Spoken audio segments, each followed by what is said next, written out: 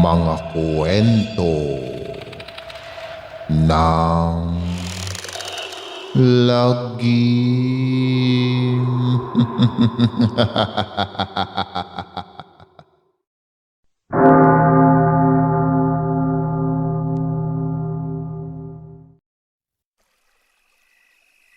Kamusta na mga giliw naming tagapakinig? Pwede po kayong mag-comment kung nasang lugar kayo para ma-shoutout namin kayo at kung taga saan kayo. Maraming salamat mga giliw naming tagapakinig. Tila sunod-sunurang ang mga estudyante sa sinasabi ng pulang nilalang na kawangis ng demonyo. Nagbago na rin ang kulay ng mga balat ng mga estudyanteng disipulo ng kadiliman dahil namumula na rin ang kanilang mga balat habang umuusok at nangingitim ang buong mata. Tumalas na rin ang kanilang mga kuko at ngipin na halatang handa ng pumatay ng tao upang maghasik ng lagim. Nang magsimula ng tumayo at umilos ang mga kampo ng kadiliman, ay sinabihan ni Elfa si Nena na kailangan na nilang umalis dahil nasa panganib ang buhay nito pati ang buong nasasakupan ng San Vicente. Sinabi rin ng duwende sa dalaga na hindi tatagal ang kaniyang kapangyarihan sa pagsasabulag sa katawan ni Nena dahil mahina na ang kaniyang salamangka. Kaya't nagmamadali ang dalawa na umalis sa tapat ng paaralan. Nais sanang abisuhan ni Nena ang mga pamilyang tahimik nang natutulog na nasa panganib ang kanilang mga buhay. Ngunit hindi nito nagawa dahil kailangan niyang unahin ang kaniyang sariling kaligtasan. Lalo na't natutulog na rin ang kaniyang mga magulang. Nang makabalik si Nena sa kanilang tahanan, ay bigla niyang narinig ang malalakas na hiyawan ng mga tao na halatang nagsisimula ng maghasik ng lagim ang mga kabataan na patayin ng mga taga-nayon. Ginising ni Nena ang kanyang ama't ina at agad na isinalaysay ang kaganapan. Naniwala naman ang mga magulang ni Nena sa sinabi ng kanilang anak dahil naririnig din nila ang palahaw ng mga tao na halatang pinapaslang. Kinuha ng ama ni Nena ang matalas nitong sandatang habang ang ina naman niya ay nagbalot ng mga pagkain at inilagay sa maliit na bayong.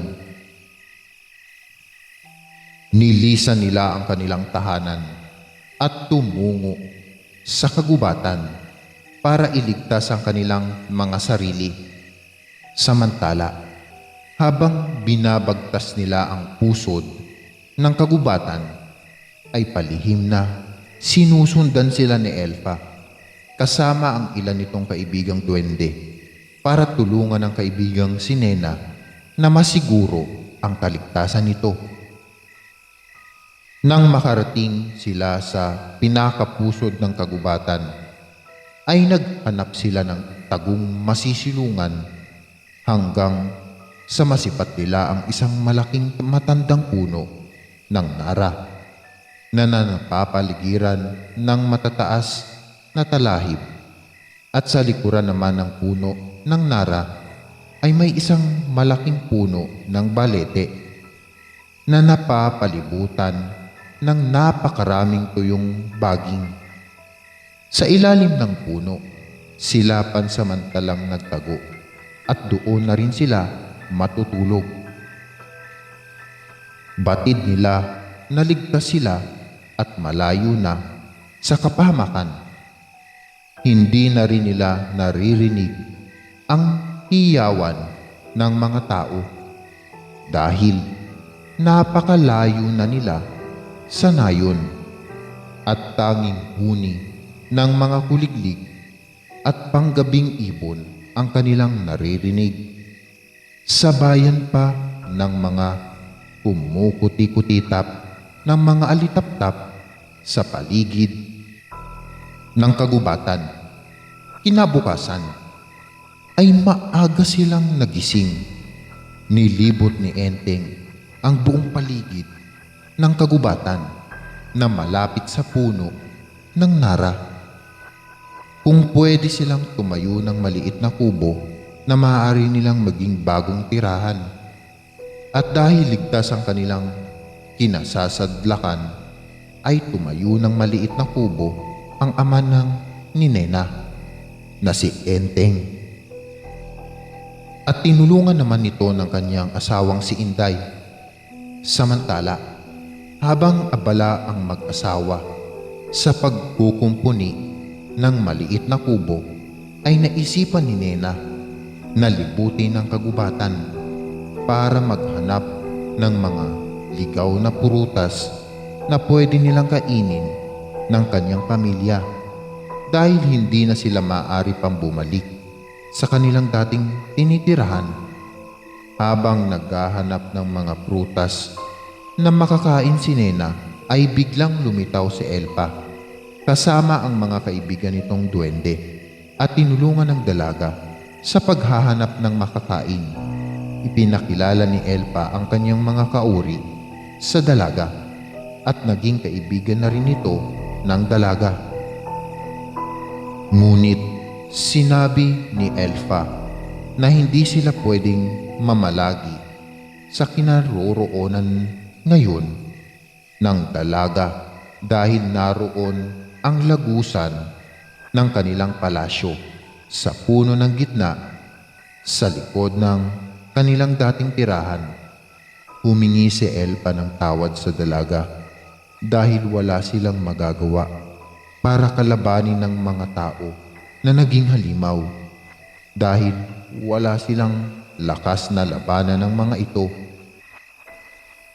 Lumipas ang ilang oras na paghahanap ng makakain ni Nena.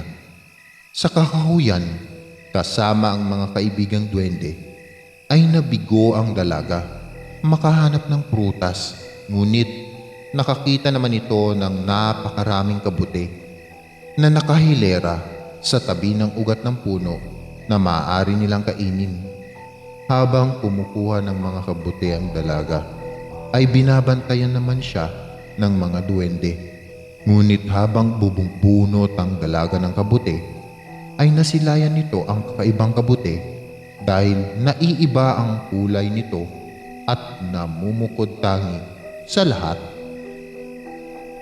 Nang kukunin na ni Nena ang kakaibang kabuti, ay nagulat na lang siya dahil matigas ito na parang bato. Dahil sa kuryosidad ng dalaga at nagagandahan ito sa namumukod tanging kabuti, ay puwersahan niya itong binunot. Namangha ang dalaga sa hugis dahil para itong palabuti sa kanyang paningin. Ipinakita ni Nena ang kakaibang kabuti sa mga kaibigang duwende at agad naman nila itong natukoy. Nena, napakaswerte mo dahil nakakita ka ng mutya ng kabuti. Alam mo bang bihira lang ang magkaroon ng ganitong mutya?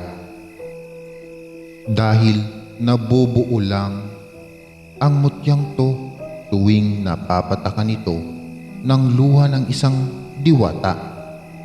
Dahil sa labis na kasiyahan tuwing namamasyal ang diwata sa kagubatan, mukhang biniyayaan ka ng kalikasan ng magandang palamuti na magbibigay sa iyo ng swerte at kapangyarihan. Wika ni Elpa habang malapad ang pagkakangiti nito sa dalaga.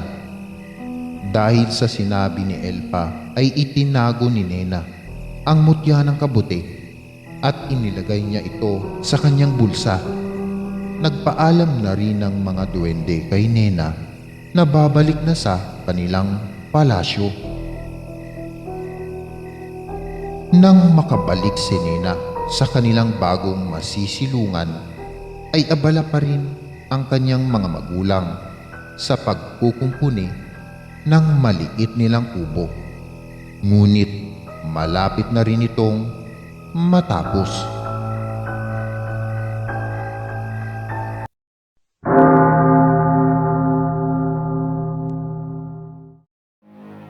Maraming salamat mga giliw naming tagapakinig. Huwag po nating kalimutan mag-subscribe at mag-like ng ating channel para sa mga kwento ng lagi.